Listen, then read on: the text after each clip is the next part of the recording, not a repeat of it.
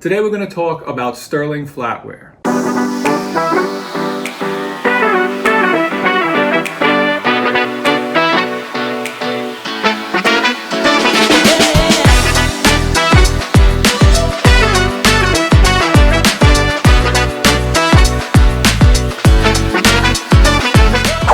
Clients always asking me about sterling flatware sets, how to figure out the value, and basically how it works. So this is an example of a 5-piece place setting. So what that means is there's 5 pieces for each person sitting down at that dinner meal. So when it says service for 12, you have 12 times 5, that's a 60-piece sterling flatware set. So once again, that's a 60-piece sterling flatware set.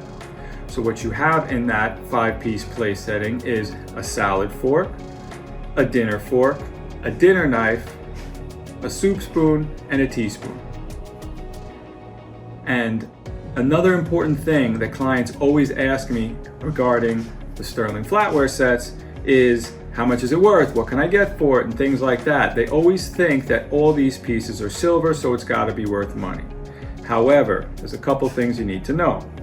First of all, the knife has a stainless steel blade and it's weighted.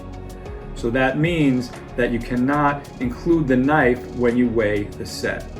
So if you put these items on the scale and you weigh this, then you can get the total amount of sterling by troy ounces. However, you never put the knife on it. So when you're going to sell this set, you're never going to see them put the knife on it because it doesn't make sense. You have stainless steel and then you have sterling with wax or cement in here because it's weighted. And that's what that means. And you'll literally see that it's going to say weighted handle, and that's what that means. Another question I get very often about the sterling flatware is, can I get more than the silver value for it? And what I would usually say is, your kids don't want it. It's not going to be saleable. It's worth the silver amount. There's always exceptions. If it's a big name like George Jensen, Tiffany, Buccellati, something like that, of course there's going to be a premium. But if it's not a major name, it's going to be the value of the metal. Price is very high right now, so it's going to add up to a decent amount, but to get more than the amount of sterling, I think would be very difficult. Another example of weighted is going to be a knife. A lot of times with the flatware sets, the dinner knives are not solid sterling. They have a stainless steel blade, and on top of the stainless steel blade, they also have a weighted handle. Again, this weighted handle is used because it feels better in your hands. Again, this knife is used because it feels better in your hands with the extra weight at the end. So the reason that they put weight in these, it's not because they wanted to be cheap or they wanted to save money. They put the weighted stuff in there, the wax, because they didn't want these candlesticks to fall over. They didn't want the salt and pepper to spill.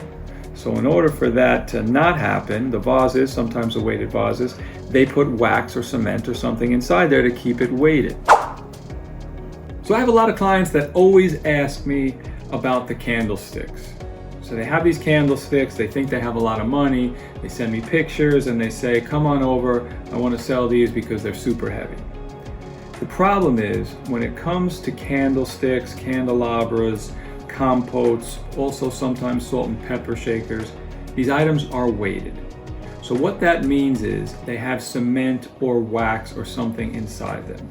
So if you take this candlestick and you put it on the scale, and let's say it says 6 ounces. Sounds good, except this is weighted. Show you what that means. This is what's inside. Now this is usually resin or wax, or it could be cement, but all of these have that inside. So you can't put it on the scale because it's not going to be worth it. And if you saw this, you'd see that this is paper thin. So it's worth a little bit of money, but it's not going to be worth anywhere as near as if it was solid sterling rather than weighted. In order to figure out if it is weighted, of course, sometimes you could tell just because it feels very bottom heavy. But the other thing is you need to look at the mark underneath, and it's going to say weighted sterling. It usually says something like that, or cement filled. When you see that, that's how you know it's going to be a weighted piece. Another thing that you could also try to figure out is if it's weighted at the bottom, is it going to be weighted in the middle as well? In general, these pieces are not worth as much because it's not solid sterling.